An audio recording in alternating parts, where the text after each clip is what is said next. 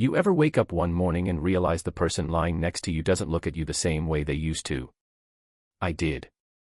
It was a Thursday, cold, gray, the kind of Chicago morning that slips through your coat and settles in your bones. I turned over in bed and looked at Lauren. She was already awake, scrolling through her phone with this dead stare, like whatever was on that screen mattered more than anything around her. Including me. We'd been married 8 years. 8 good years, or so I thought. We had our arguments, name a couple who doesn't, but we always came back to each other. Or maybe I was just coming back to her, and she was already gone. That morning, she caught me looking.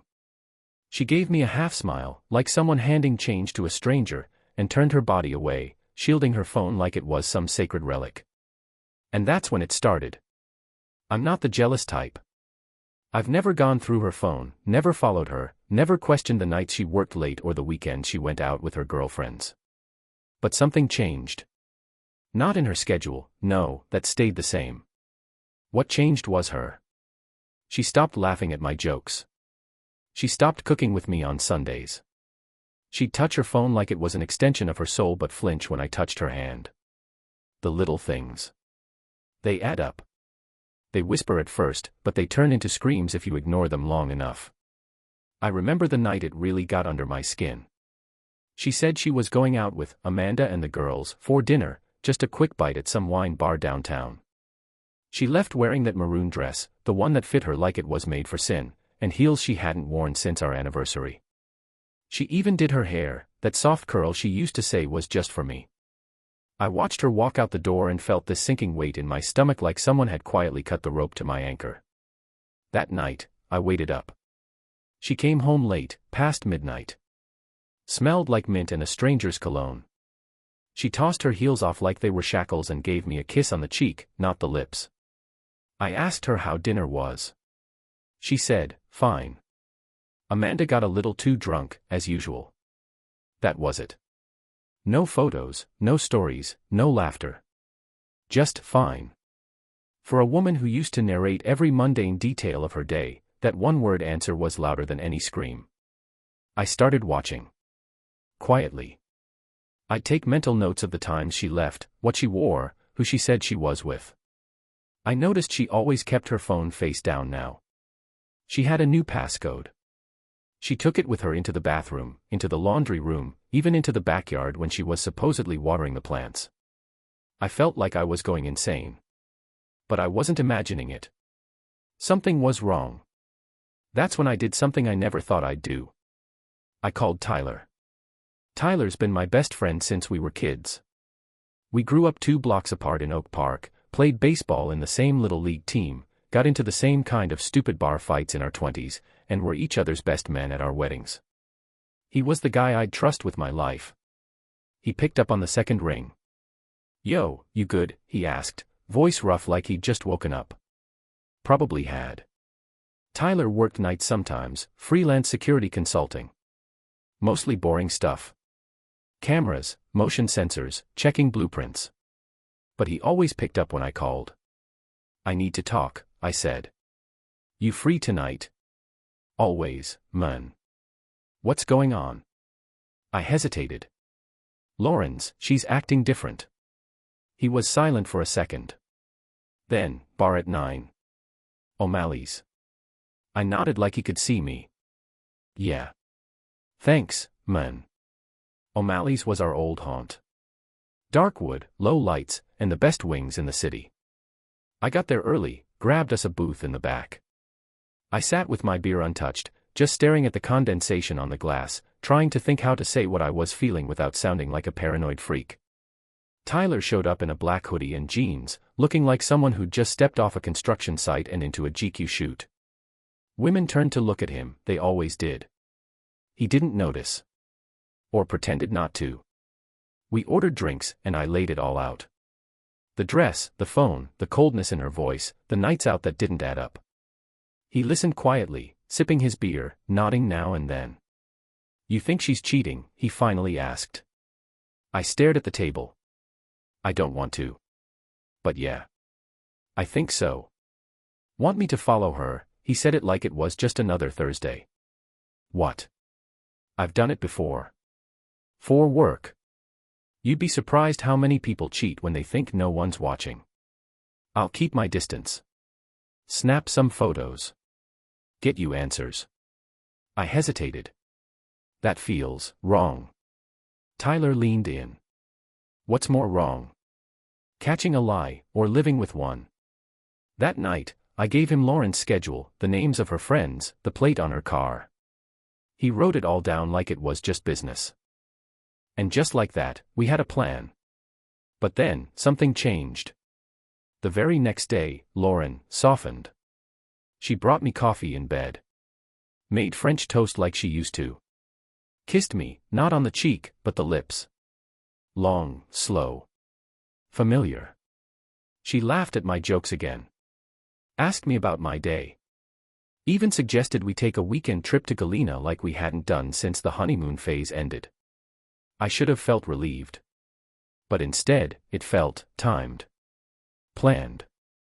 Forced. She'd never done this right after I talked to Tyler. And suddenly, she was acting like the woman I fell in love with. It didn't feel like love. It felt like a performance. That night, I called Tyler again.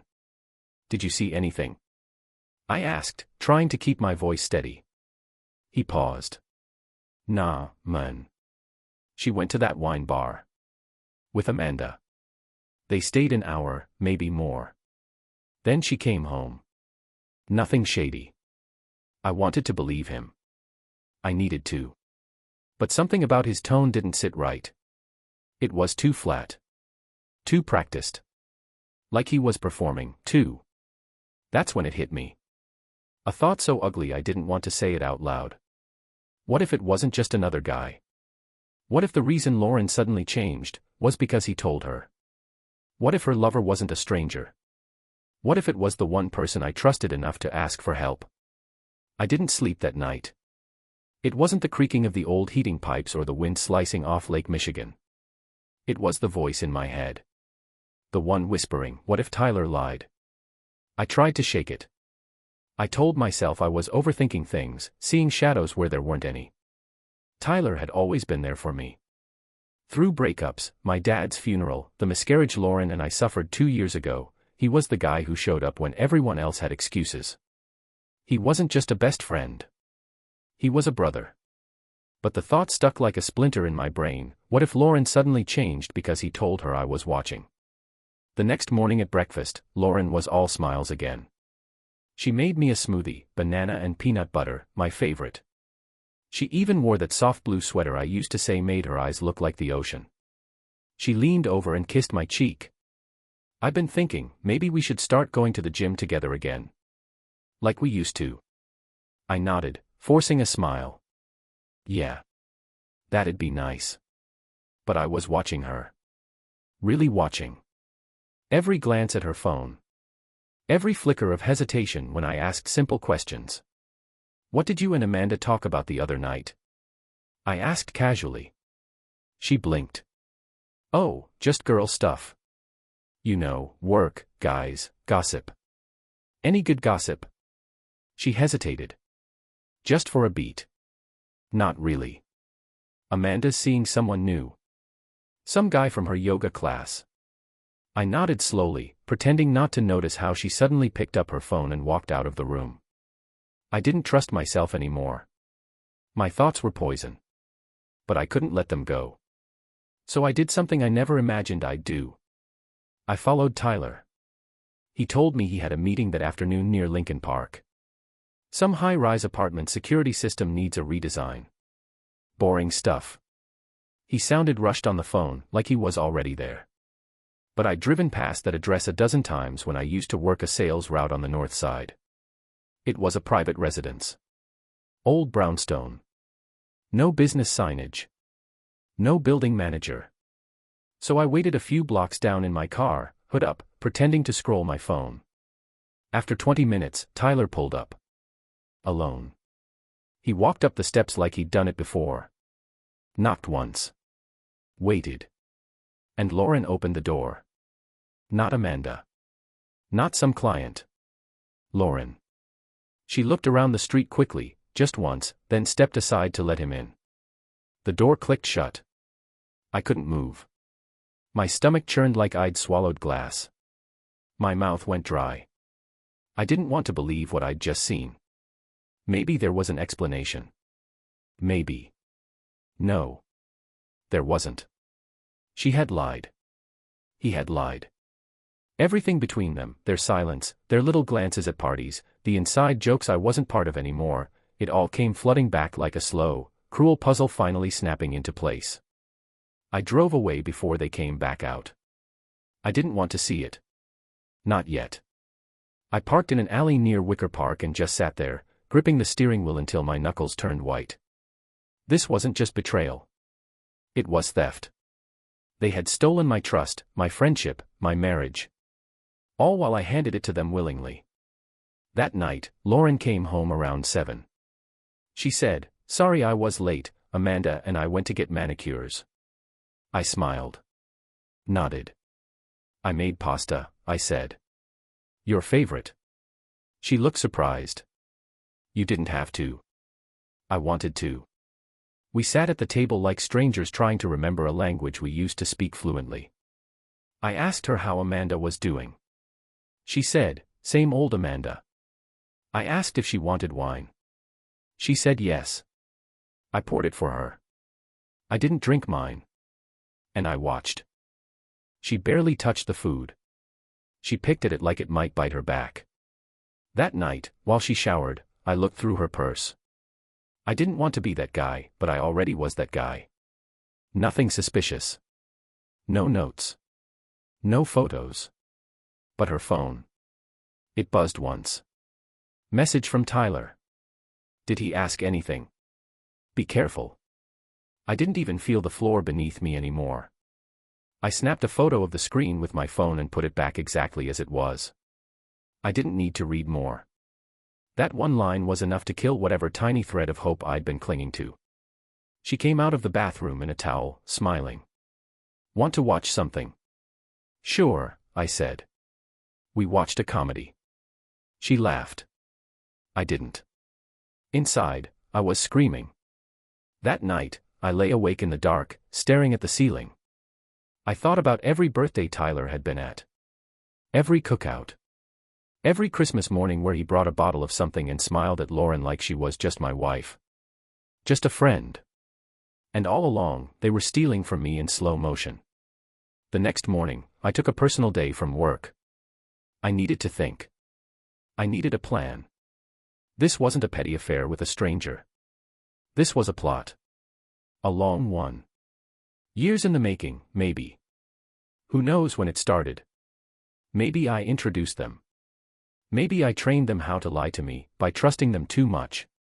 I spent the afternoon driving to the same brownstone.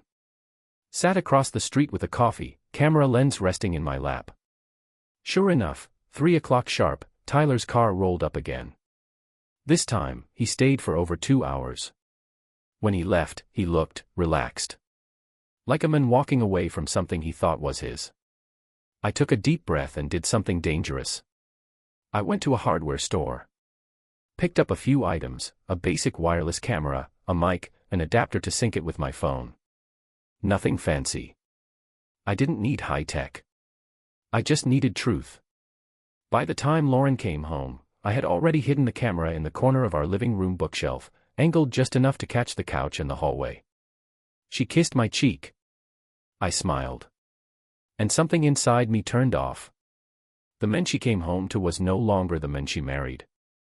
That man had been buried under lies. What she didn't know. I was done being blind. They say once you've seen the truth, you can't unsee it. I used to think that was dramatic, something people said after breakups or betrayals they never saw coming. But now I knew exactly what it meant. It meant I could no longer hear Lauren's laughter without wondering who taught her to fake it so well.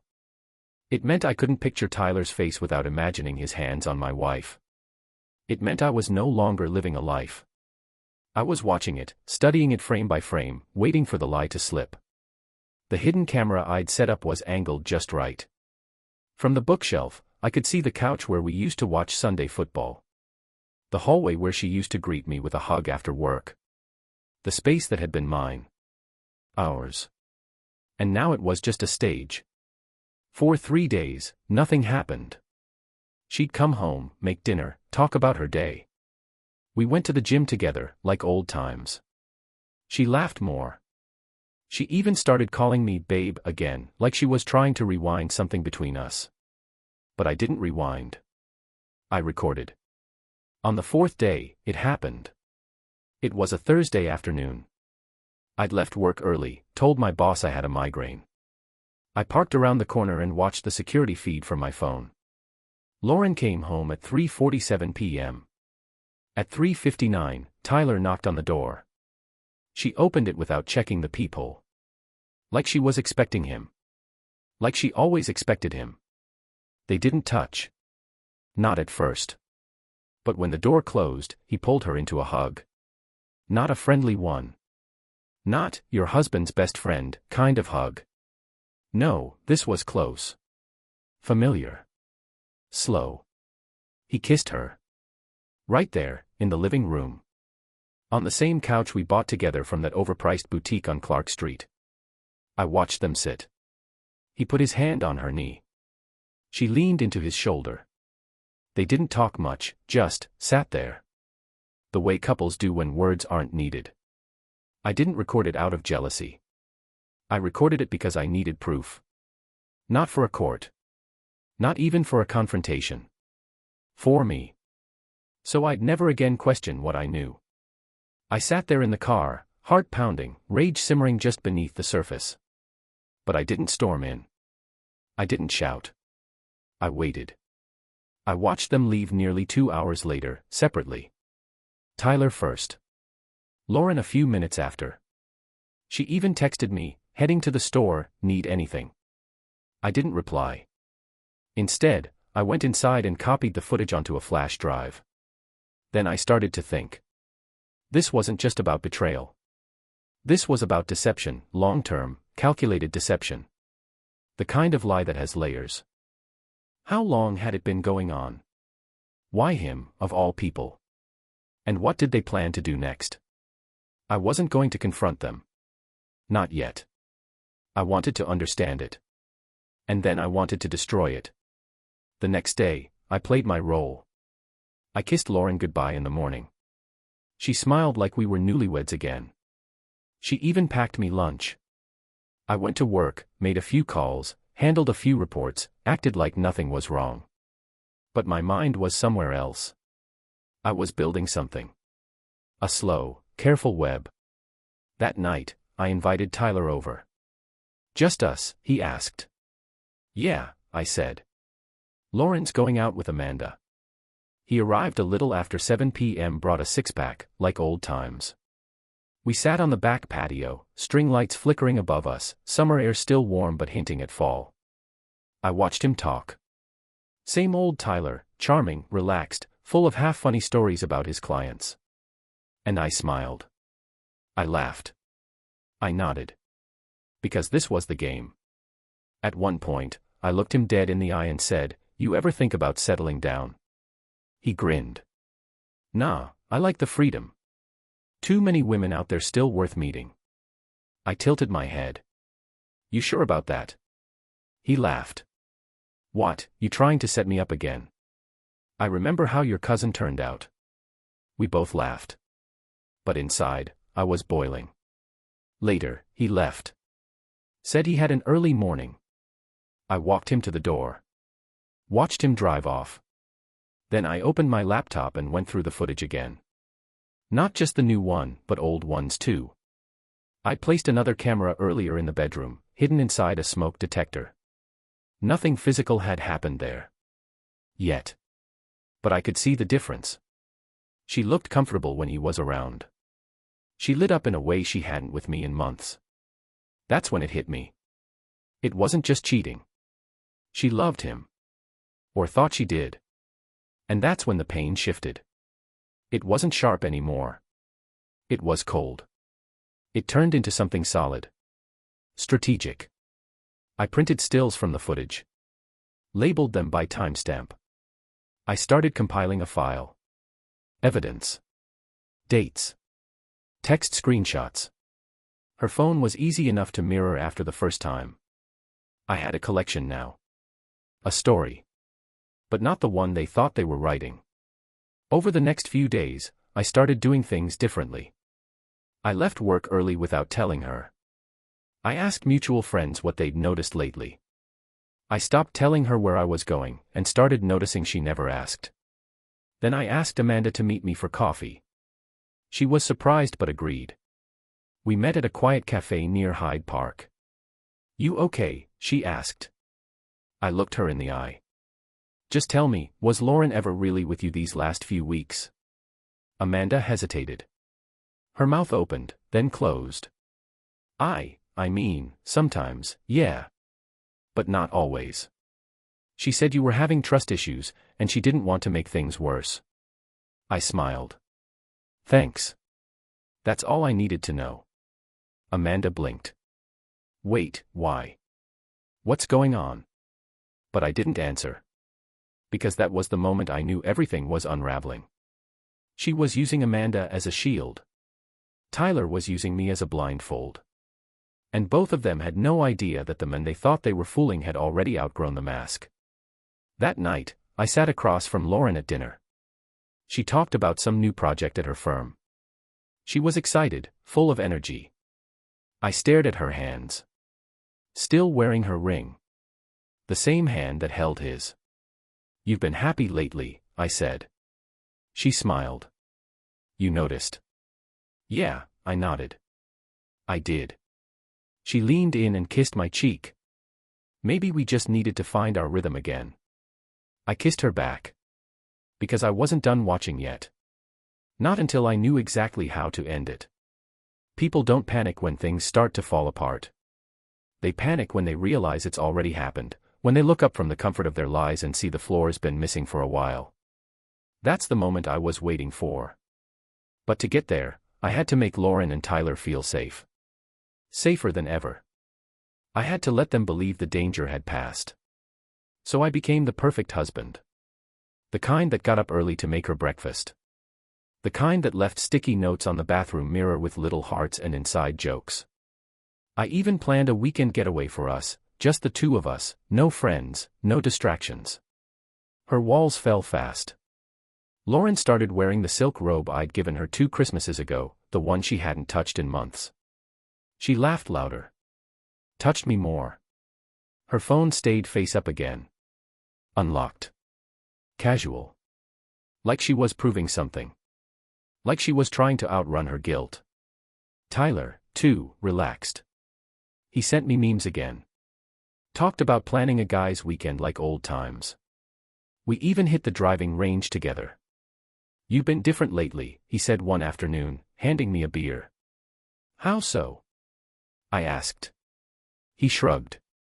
"Lighter. Like you're finally breathing again." I gave him a half smile. "Yeah, sometimes all it takes is perspective." He nodded, like that made sense. But I wasn't breathing easier. I was sharpening the knife. The weekend trip to Michigan went exactly as I'd planned. We rented a cozy cabin near Saugatuck. Fireplace, lake view, local wine. Lauren was glowing. She wore that red sweater I loved, probably because she thought she was winning me back. That's the thing about people who cheat.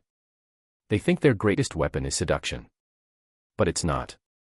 It's predictability. They lie the same way they love, selfishly. That night, as we sat by the fire, she looked at me and whispered, "I really miss this." I stared at her for a beat too long. "Me too." She took my hand and kissed it. I let her. I wasn't there to punish her. I was there to set the final trap. When we got back, I went into full performance mode. I told Tyler I was thinking about investing in a second property, something small but close, maybe a fixer-upper. Told him I wanted his opinion on the best neighborhoods. He was enthusiastic. Helpful, even. "I've got a client selling a duplex in Ravenswood. Quiet street. You should come check it out." I did. Then I pretended to forget about it. Over the next few weeks, I started giving Lauren more freedom. "Go out with Amanda," I'd say. "You've been working so hard lately. I even suggested a spa day. Booked it myself. She started texting more. Smiling more. I knew exactly who she was texting. I didn't need to check anymore, I had her phone mirrored through an app she didn't know about. Every ping on her end echoed on mine. I had a front row seat to their entire fantasy. They used nicknames now. J for her. T for him. Sloppy. Childish. But helpful. One night, I watched their text scroll by. T, you think he suspects? J, no. He's actually been better.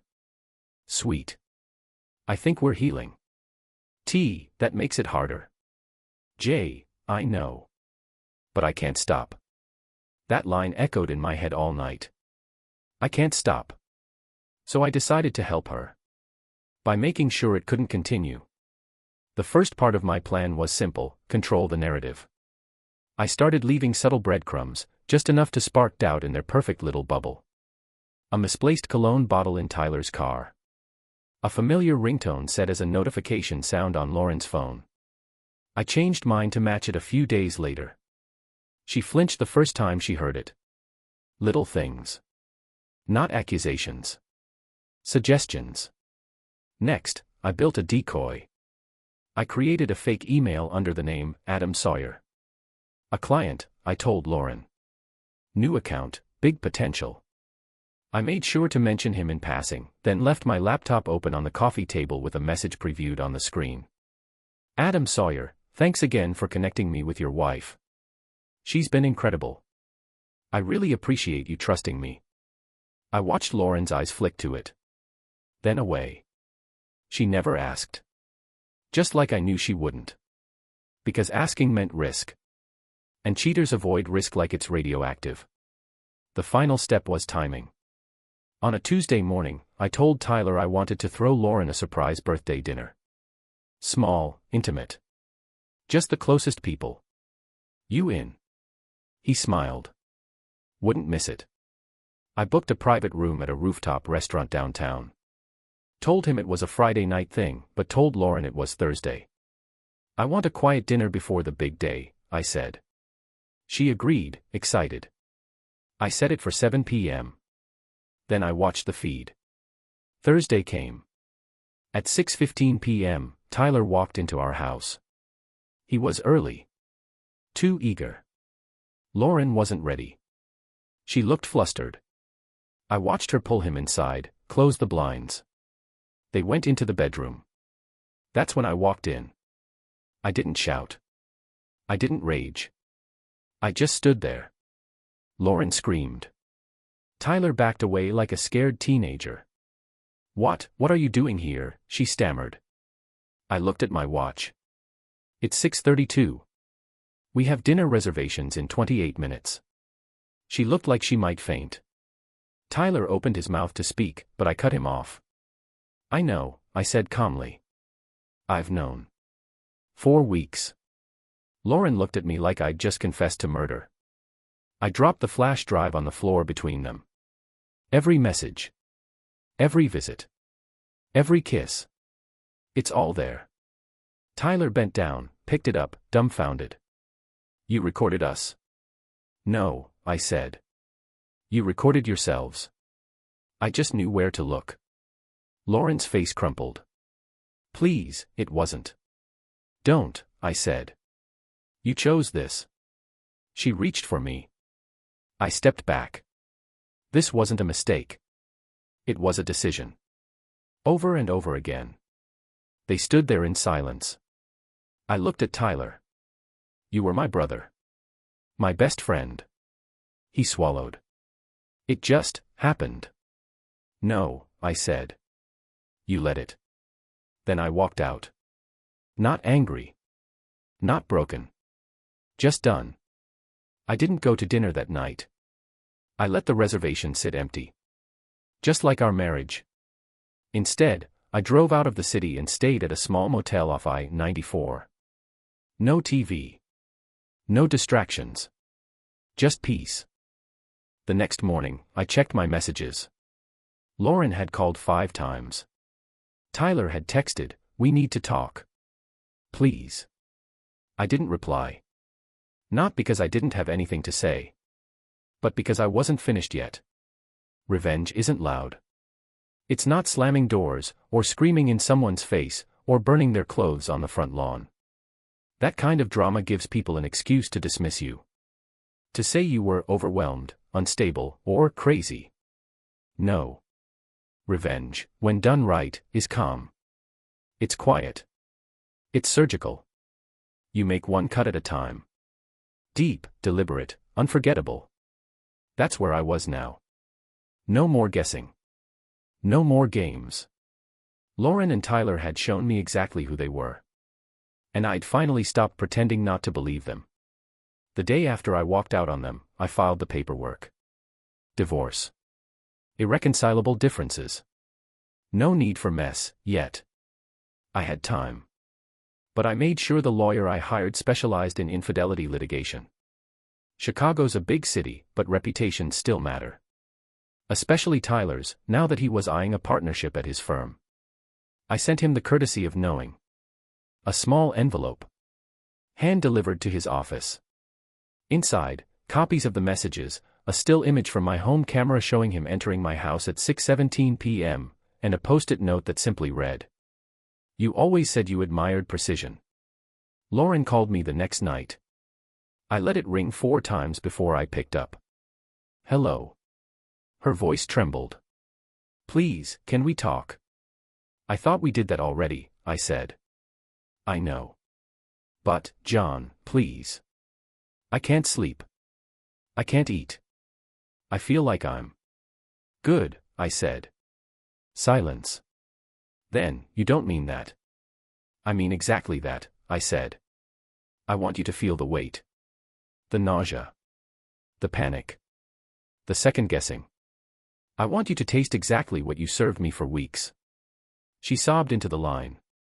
"I'm not doing this for closure," I said, my voice low. "You don't get that from me. Not anymore." And I hung up. My house was still mine, legally. But I didn't want it. Too many ghosts in the hallways. So I moved into a downtown condo I'd secretly bought 2 weeks earlier, under a holding company. Fresh furniture. Clean walls. No history. Lauren didn't know where I was. Tyler didn't either.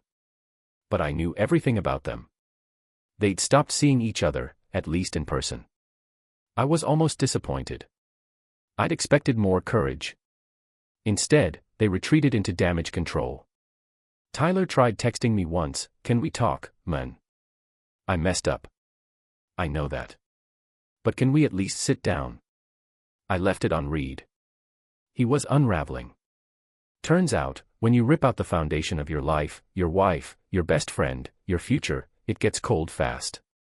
Meanwhile, I'd started quietly speaking with HR at Lauren's company. Not to sabotage her, yet. Just to understand what she'd told them about our marriage, what stories she might be weaving. Nothing yet. But I was patient. She still had no idea about the mirrored phone. So I watched. One night, I saw her draft a message to Amanda. "Lauren, I don't know who I am anymore. I miss him. I miss both of them, in different ways. But I destroyed everything. I just want someone to fix me." Amanda never responded. That's the thing about betrayal. It makes people step back, not out of cruelty, but out of fear it might spread. Like poison in water. Then came the perfect opportunity. A friend of mine, Rachel, was having an art gallery opening in Wicker Park. She'd been divorced twice, was nobody's fool, and had always said, "If you ever want to make her sweat, invite me somewhere loud." So I did. We showed up together, her in a navy satin dress, me in black on black. Rachel laughed easily. Held my arm a little tighter than necessary. And when the photos went up on Instagram an hour later, I saw Lauren view them 6 times. 6. She didn't like the post. Didn't comment. Just stared. I smiled at that. Because I knew the panic behind those eyes. And I wasn't done. The next morning, I left a manila envelope in her mailbox. Inside, the divorce papers. Signed. No letter. No note. No instructions. Just a silent declaration. And within the hour, my phone rang again. I let it go to voicemail. Lauren, you won't even give me a conversation. After everything. I know I messed up, God, I know that. But don't pretend you were perfect. You pulled away long before this ever happened. I was lonely. You were cold. You're acting like this was one-sided, like I woke up and chose to break your heart for fun. I didn't. I fell into something, and I hate myself for it. But if you love me at all, you owe me 10 minutes. Just 10. I listened twice. Then I deleted it. She wanted 10 minutes. She'd already taken months from me. And I wanted mine back. That afternoon, I went to Tyler's firm. No appointment. Just walked in, asked for him. When he came out of the glass-walled office, his face went pale. We stepped into a side conference room. You shouldn't be here, he said. You shouldn't have been in my house, I replied. He didn't argue. Just sat down, rubbed his eyes. What do you want, John? I slid a small folder across the table. An NDA. He frowned. What? I'm not dragging this into court. Yet. But if I see one article, one anonymous blog post, one whisper from a colleague, I go public. He flipped it open. Read it. You're serious. Deadly. He looked up. You really think I'd talk about this? I raised an eyebrow. You really think I trusted you 2 weeks ago? Silence again. He signed. The best part came 3 days later. I got an email from Lauren. Subject, I saw the pictures. I get it. I deserve it. Body. I don't want to beg. I don't expect forgiveness. But you should know, he meant nothing compared to you. He never did. I was weak. I was scared. And maybe that's not an excuse, but it's the only truth I have left. I still love you. Even if it's just as a shadow. I didn't respond. What do you say to a ghost? I moved forward. Started sleeping again. Eating real meals. My friends, real friends, came back. One of them asked me, don't you miss her? And I said honestly, sometimes. That's the thing no one tells you about betrayal. It doesn't erase the love. It just poisons it until it's no longer recognizable. And sometimes, you still reach for it by habit. But then you remember. That thing you're reaching for isn't soft anymore. It's a blade. The email came in at 2:03 a.m. I wasn't asleep. I hadn't been for most of the week. Not because of Lauren. Not even Tyler. But because something inside me had shifted since the last conversation. You know that feeling when you clean a room so perfectly you feel uncomfortable sitting in it afterward? That's how I felt about my life now, sterile, untouched, echoing with a quiet too heavy to enjoy. So when I saw her name pop up in my inbox again, I almost deleted it on instinct. But something about the subject line stopped me cold. I never told you the full truth. Please read this. Not I miss you. Not I'm sorry. Just, the truth. Curiosity is dangerous at 2 a.m. But I clicked. And what I read changed everything. John. If you're reading this, thank you. That means you're still listening, even if it's just to finally shut the door on this chapter. I won't waste your time with excuses. I've already made enough of those. But there's something I didn't tell you. Something I never told anyone. It's about Tyler. It's about years ago. And it's about us. She went on to describe a night from 5 years back, long before any affair, long before I had reason to doubt either of them. I had been out of town, Seattle, for work. She and Tyler had both been at a friend's birthday party in Lincoln Park. I remember because I saw the photos online, saw her smiling next to him, thought nothing of it. But according to Lauren, something happened that night. A kiss. Just one. Drunken. Brief. But real. She told me she swore to herself it would never happen again. And it didn't. At least, not for years. But it left a crack in the wall between them. A weak spot. Something they'd pretend wasn't there, but never fully forgot. And then, last fall, they crossed the line again. Not because they were madly in love, she said. Not even because they were right for each other. But because they had unfinished business. A loop they never closed. A shadow from that night 5 years ago that haunted them both in quiet, stupid ways. It didn't excuse the betrayal. It didn't change what they did. But it reframed everything. This wasn't an affair that just happened. This had roots.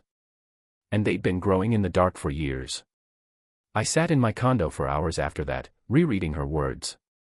My mind played tricks on me, rewinding to that year, that month, that week. Had there been signs? A shift in her energy? Did she act differently when I came home from that trip? Maybe. But back then, I hadn't been looking. I believed in her. In him. In us. So I missed it. I chose to miss it. And suddenly, that felt like its own kind of betrayal. The next day, I did something unexpected. I asked to meet her. Lauren. Face to face. I told her, public place. Neutral ground. 1 hour. She agreed. We met at a quiet coffee shop in Oak Park, outside the city, where no one would recognize us. She looked thinner. Tired. The kind of tired that doesn't come from lack of sleep, but from carrying too many truths for too long. She didn't speak first. Just looked at me like she wasn't sure whether to smile or brace for a slap. I read the email, I said. She nodded. I figured. Why now? I asked. I needed you to know, she said. Not because I want forgiveness. But because it wasn't just a random betrayal. It had a history. And you deserved the full picture. I sipped my coffee. Bitterness filled my mouth. You had years to tell me. I know. We sat in silence for a moment. I loved you, she said suddenly. I still. Don't, I interrupted. She blinked. I believe you. That's the worst part. She reached into her purse and slid a small photograph across the table. It was us. From 5 years ago. Standing in front of the Art Institute. I had my arm around her. She was laughing at something. We looked young, alive, unaware. I look at this photo all the time, she said quietly. It was before I made the first real mistake. Before I let that kiss happen. I didn't touch the photo. I wish I could go back, she whispered. Not just to undo it. But to be the version of me that never needed to. Her voice cracked. And for a flicker of a moment, I felt something strange. Not pity. Not sympathy. Just a faint, haunting echo of the love I used to feel. Like hearing a song you once danced to with someone who no longer knows your name. I'm not angry anymore, I said finally. Not the same way. She looked up. But I'm not healed either. And being near you makes that worse, not better. I understand. I'm not coming back. That door's closed. But I don't hate you. She exhaled slowly, like those words had physically loosened something in her chest. Thank you, she said. We sat for another minute. Then I stood up. Left the photo on the table. And walked away. Outside, the air was cold and bright. I took a deep breath and realized, this was closure. Not a dramatic confrontation. Not some grand gesture. Just, the truth. And the decision to leave it behind. But as I walked back to my car, something tugged at my mind again. Not about Lauren. About Tyler. He hadn't reached out since the NDA. Hadn't emailed. Called. Texted.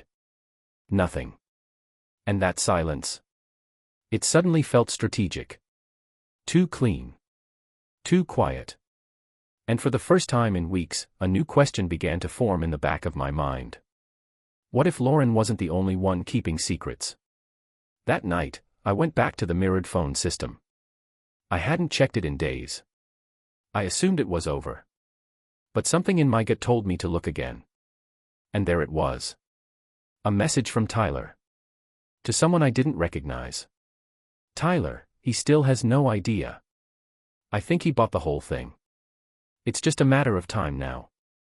There was no context. No explanation.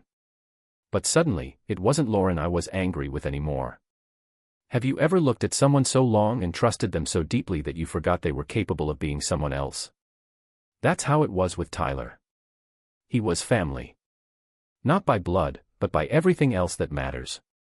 We were each other's first call: weddings, breakups, job losses, late-night beer runs and early morning hangovers. I thought I knew every layer of the man. But when I saw that message, he still has no idea. I think he bought the whole thing. It's just a matter of time now. My entire body went cold. It wasn't just the betrayal anymore. It was the manipulation. The performance. The orchestration of something I hadn't even begun to understand. And in that moment, I realized. This wasn't just about Lauren. This had never been just about Lauren. I needed answers. And I needed them now. I started by tracing the number that Tyler had been messaging. Thanks to a tech-savvy friend from college, who now worked in cybersecurity out of Denver, I got a name within the hour. Gwen Richards. Age 29. Freelance paralegal. Lives in Evanston. Never heard of her. No mutual friends. No digital footprint that connected her to Tyler or Lauren. But a string of texts between her and Tyler had been showing up on the mirrored app for weeks. Most of it was benign. Flirty. Occasionally romantic. But two texts stood out. One from Tyler. Everything's almost in place. Once he signs, we're golden. And one from Gwen. He'll never know you planted the story. Planted the story. What story? My stomach flipped. I thought I was the one uncovering secrets. Now it felt like I'd been living inside one. The next morning, I drove to Evanston. I found her building easily: brown brick, 3 stories, one window open with sheer white curtains blowing in the lake breeze. I didn't go up. Just waited by the curb until she came out, wearing jeans and a navy hoodie, earbuds in, keys in hand. I followed her to a coffee shop 3 blocks away. And when she sat down alone with her laptop, I walked straight up and said, "Mind if I join you?" She looked up. Blinked. Didn't recognize me at first. Then I saw it, the flicker of awareness behind her eyes. "You're John," she said quietly. "Yeah. And you're going to tell me everything." We sat in silence for nearly a minute before she spoke. "I'm not part of what you think. Try me." She exhaled. Closed her laptop. Sat up straight. "I was hired," she said. "Not by Tyler. By someone else." "Who?" "His sister. Rebecca." The name hit like a slap. Rebecca was Tyler's younger sister. I hadn't seen her in years. She'd always been standoffish with me, accused me once of stealing her brother's loyalty. I thought it was petty sibling stuff. Apparently not. "She found out about Lauren and Tyler before you did," Gwen said. "And she wanted to protect her family's name. There's money involved. Legacy. Their father left behind a messy trust. If Tyler got caught in a public scandal, he'd be disinherited." I stared at her. "So instead, they staged a different kind of story?" Gwen nodded. "They created a timeline. Fed you bits and pieces. Texts. Half-truths. Enough for you to confront Lauren, but not enough to trace anything back to Tyler. But he confessed to me." She smiled faintly. "After Rebecca told him you were getting too close. She made him take the fall. Said it would control the narrative." I felt sick. So all of this, my breakdown, my rage, was manipulated. Not entirely. The affair was real. The betrayal was real. But how you found it? That was crafted. My hands curled into fists. "They used me," I muttered.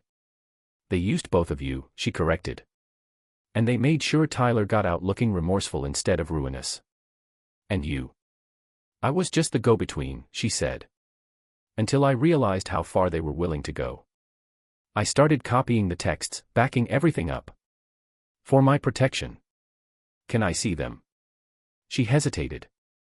Then slid her phone across the table. I read for 5 minutes straight. And when I was done, I said, "Send them to me. Every last one." That night, I confronted Tyler. Not with yelling. Not with fists. But with a flash drive. We met at the marina where we used to fish as kids. I handed him the drive. Said nothing. He plugged it into his laptop. Watched his own words scroll by in horror. When he looked up at me, his face was pale. "I didn't want to hurt you." "Then you shouldn't have rehearsed your guilt like a script." "She made me." "No," I snapped. "She didn't. She gave you a plan. You followed it. Because it was easier than facing what you did." He dropped his head into his hands. "Did you ever really care about me?" I asked. "Of course I did." "Then why this?" Silence. Then finally, he whispered. "Because you always had the life I wanted." And there it was. The root. The rot at the center. It wasn't about Lauren. It wasn't about a kiss from 5 years ago. It was about envy. Competition. Insecurity that festered in the shadow of a friendship. I wasn't his brother. I was his rival. And he hid it behind beer runs and bestman speeches. I didn't press charges. Didn't release the texts publicly. But I did send them to Rebecca. With a single message. "Tell your brother to leave Chicago. For good." She replied the next day. "He's gone. You won't hear from us again. I'm sorry, John. For everything." And she was right. I never saw Tyler again. As for Lauren, we've had no contact since the coffee shop. I don't hate her. But I don't trust her either. Some wounds don't bleed anymore, but they don't fully close either. And that's okay. Because in the end, I didn't need revenge. I needed the truth. Not just about her. Not just about Tyler. But about myself. Who I was when everything fell apart. Who I became when I stood up again. These days, I work remotely from a cabin in northern Michigan. I split my time between coding contracts and hiking trails with my dog, Max.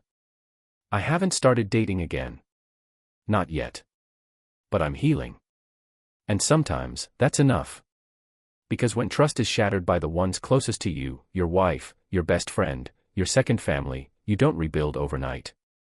You rebuild in silence. In solitude. And in truth.